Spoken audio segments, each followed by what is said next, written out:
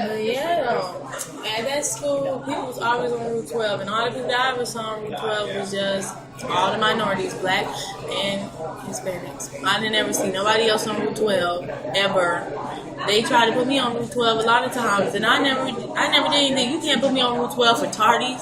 Like, I'm late to school. I was 5 minutes late. I ride the bus. Why are you trying to put me on Route 12? What is Route 12? So what made you so passionate about Rule 12? Well, the first time I heard of Rule 12 was actually from the young man who committed the murder. Of course, it's about 4 or 5 months before the murder.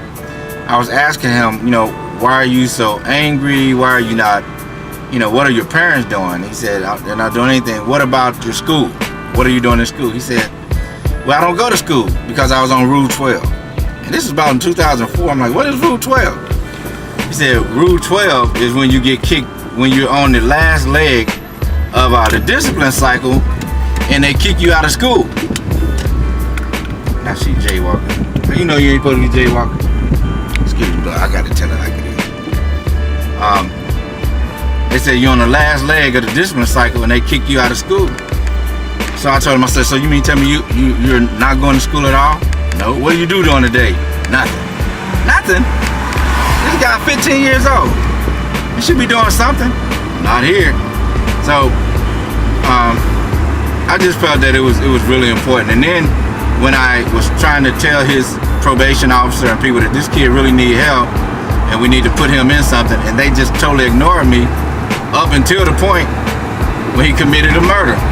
You mean to tell me a young lady has to be killed before you start saying, okay, well, let's do something? And that made me want to go into the schools and say, hey, let us work with your Rule 12 kids before they get kicked out. And that's when our motto for our company officially became, before you kick them out, let us help them out. This is the Atlanta Capitol building right here. I really wish that they would start looking at laws and things to help change lives and us not have to wait till a 9/11 come or a bomb happen before we really start looking at laws being changed.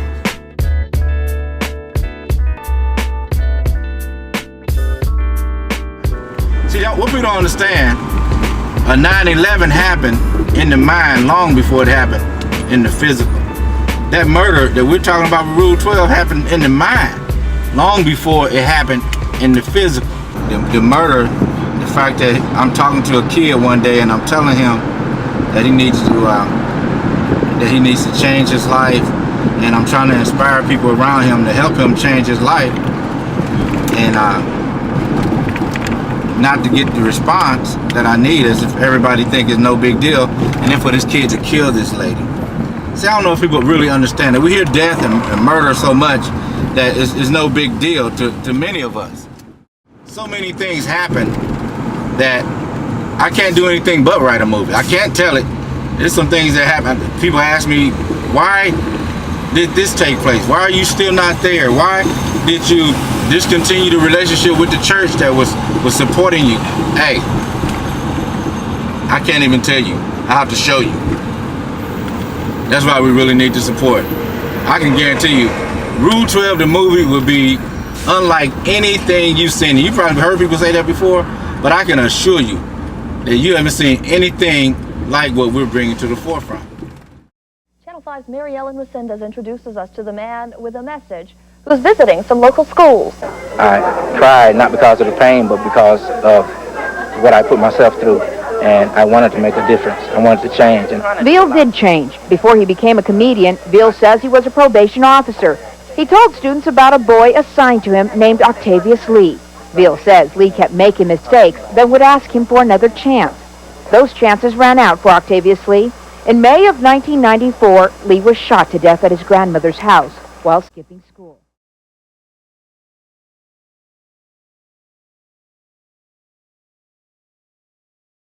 You will be moved, you will be inspired, you will say, wow. And you will say, most importantly, what can I do? That's the best sentence that I want to hear anybody say. You don't have to pat me on the back and say, good movie, I enjoyed the movie. No, you can keep that. Only thing I want to hear somebody say is, what can I do? Some people think we're doing a movie simply because we just want to have something to do. This is a story that has to be told. People always ask me, and they talk about the kids being bad. The kids are so bad. The kids are so bad. Yeah, the kids are kids. You know what I mean? It's we adults who we really need to work on. I'm gonna tell you the most trying experience, the most heartbreaking experience I've ever had as a youth advocate, as a social entrepreneur, as a counselor, as a probation officer. The worst experience I ever had was an experience I had with the pastor of a church years ago. I'm not saying that churches or pastors are bad people, but this particular experience was one that really broke my heart. We were going out to get a $100,000 grant, my first grant I ever wrote. I was in my 20s. We wrote it, and we were supposed to buy a van, and we were supposed to feed the kids from a very rough and tough neighborhood in this particular city. More gangs in town this summer, and a lot of kids out there with nothing to do. Gangs, for many of them, are nothing more than outlets to vent frustration. Welcome to Brightwood, an inner-city community on the city's east side, where gang violence has many worried. Larry Veal is so concerned that he actively tries to keep kids here out of trouble. They don't want to get arrested. Most of the young people out here do not want to get arrested. They don't want to have to run from other gangs for the rest of their lives. And most of all, they don't want to die. And only thing the kids wanted was somebody to work with them every week. I was doing that. We wrote the grant. We got the grant. It wasn't surprising to me, but the pastor was in awe. I can't believe it. We got a grant for $100,000. I was like, why is he surprised? You know, I believed that we could do it. I trusted God for it. And it happened. So now we're going to get the van, and we're going to be able to feed the kids every week, right? That's what the money was for. We had the money to get the van, and the pastor said to me, instead of buying a new van, how about go outside and get the van that we had out there? It was an old van. It looked like it never had been moved in 5 years. I go and get the van, and the van that the church had was not functional. We drove 2 blocks before it cut off. So I walked back to the church, and I said, well, the van is not working. What about the food? Are we going to be able to use this to buy food? Well, don't worry about the food. The mothers are cooked. But don't worry about it. Are we going to pay the mothers? No, they'll do it for free. So there you go, $100,000. Where is it going? Sometimes I thought about just killing myself because I didn't know what to do.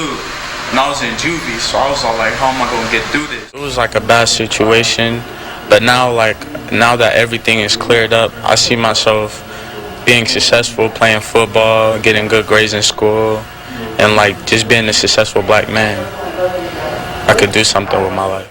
I really recommend it for younger folk. I'm young myself, and as I was in Mr. B class, he taught me a lot because I had that mentality of fighting, want to shoot, and all that. And when he brought it to me, I sat down and I listened, opened my ears, and always a room for knowledge. That's what he gave me, knowledge. Learned me how to deal with my conflicts in a better way. Well, before I came to this class, it always was negative. That I see every day, how I do, you know, but Mr. B changed me, he turned me around, he let me know that, hey, it's another way you can go besides the wrong way, and I really thank him for that. All the kids' lives that we were trying to save was ended because of greed. And the saddest part about that story is not the fact that, you know, they took the $100,000. You can have that, it's just money. The saddest part of this story is, about a couple months later, I saw one of the kids that was in the program, a kid who really respected me. This kid would never even curse around me. This kid would never let anybody else curse around me.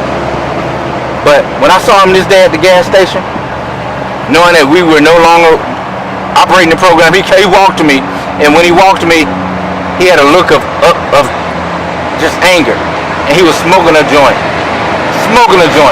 And it's like every time he smoked that joint, it's like I could hear him say, forget you. You disappointed us. You said we were going to get a new van.